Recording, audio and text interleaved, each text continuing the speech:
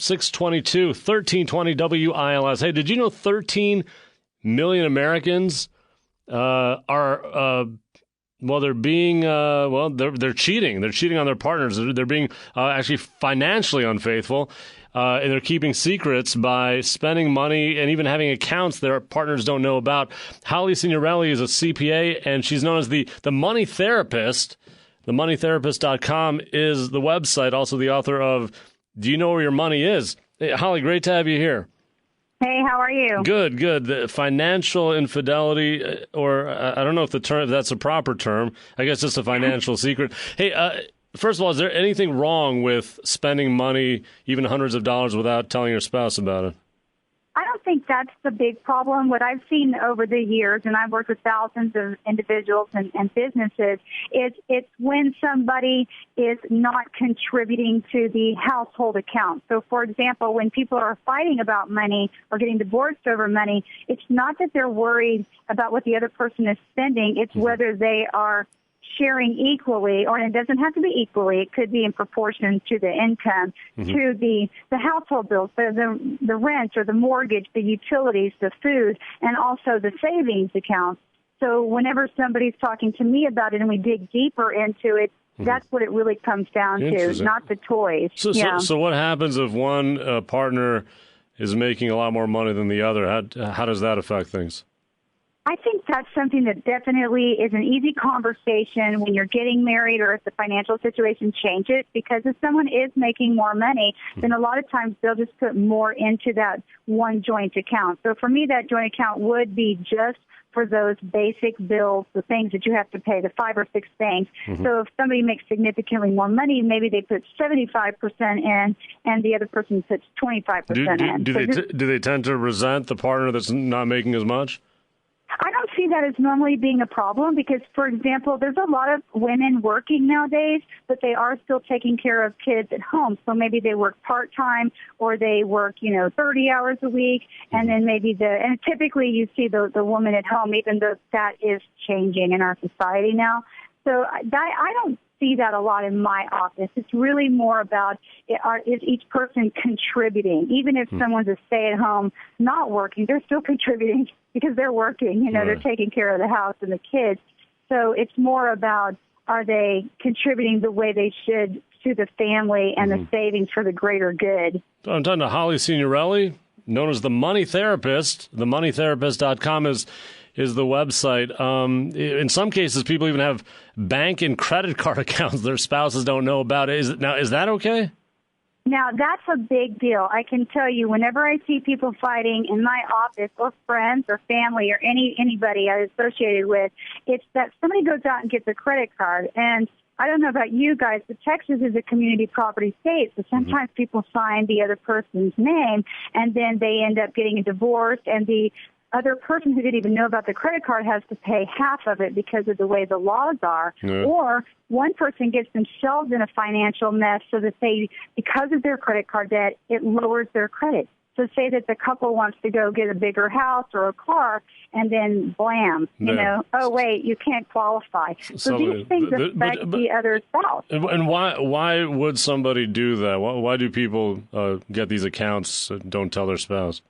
Well, this is what my book was all about, because I realized over the years that no matter what income people have, they all have the same things that cause them to overspend, leading to credit card debt, which are things like jealousy, which is the same thing as keeping up with the Joneses, or just simple desire or instant gratification. Some people rack up credit card debt with a bunch of nickel and dime things that have no value. Like what are they buying? What are they out there buying that they need so much? It's little things. It could be, for a stereotype, like a bunch of magazines that you buy on your way out of the grocery store, or you get really into candles, or maybe you just love shoes and you're buying a bunch of them and you're not even wearing them, or you have clothes with tags on them. But I find that men buy bigger ticket items. Women, they might seem to shop more, but men actually statistically spend more because they buy bigger things, but like guns. Wouldn't you know, like guns, you said? Yeah, I made a joke there. Wouldn't you notice, though, if your spouse is, suddenly buying items and you're like, hey, where'd you get that money from? Doesn't that come up?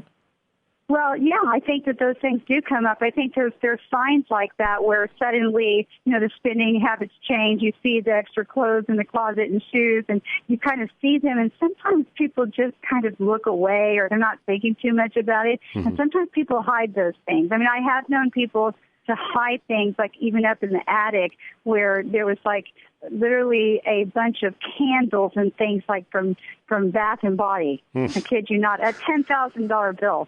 So these things really do happen. That sounds like hoarding almost of some kind, secret hoarding.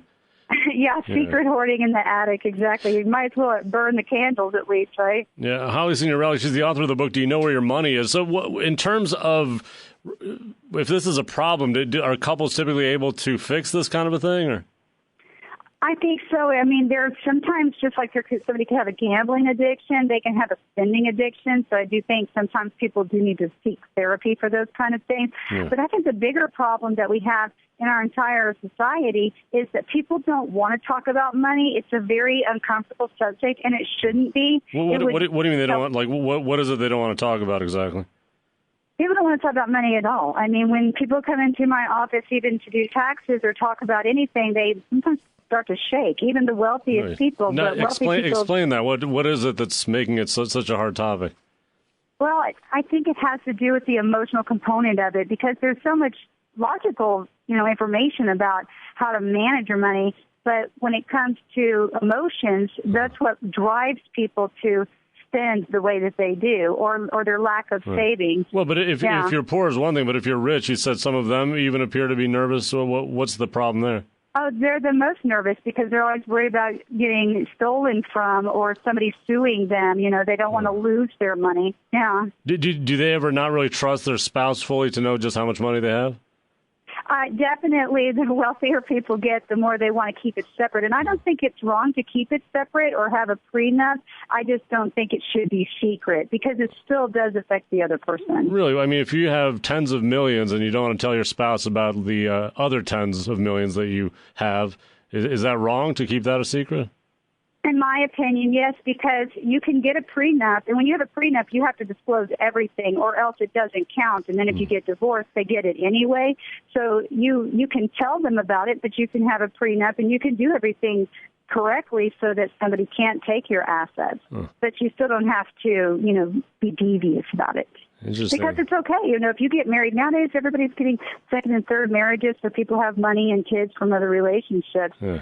So you just don't want to. It gets complicated. It's interesting. So you're saying being rich has its bad points, including being afraid of losing it all? Well, yes. It's very common for wealthy people to be the most nervous about money because they feel like they have more to lose. Yeah, absolutely. Yeah. Holly Signorelli, the moneytherapist.com. Find her there. Also, her book, Do You Know Where Your Money Is? Well, it's in the bank, right? That's right. Hopefully. And on my feet. Yeah? Yeah. You probably don't recommend keeping it under the mattress or in a safe, do you? No, definitely not. People get stolen from that way for sure. All right. Holly, thank you very much. You bet. Have a great night. Holly Signorelli again. TheMoneyTherapist.com. When we come back...